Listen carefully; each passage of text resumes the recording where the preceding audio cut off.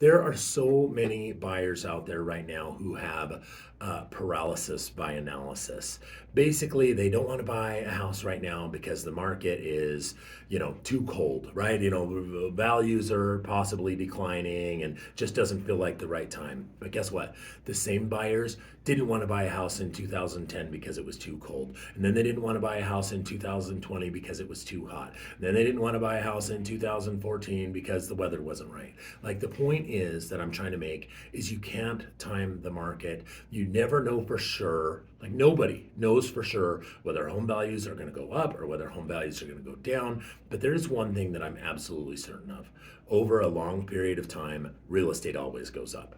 And rents over a long period of time always go up.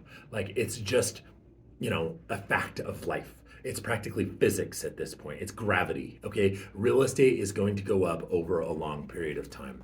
So you should buy a house when the time is right for you to buy a house, when you're financially ready to buy a house. Quit worrying about trying to time the market. I always say, man, if I could go back to 2010 or 2012 or 2016, I'd sell a kidney, I'd sell an arm, I'd sell an eyeball, I'd sell whatever it took to be able to buy more real estate.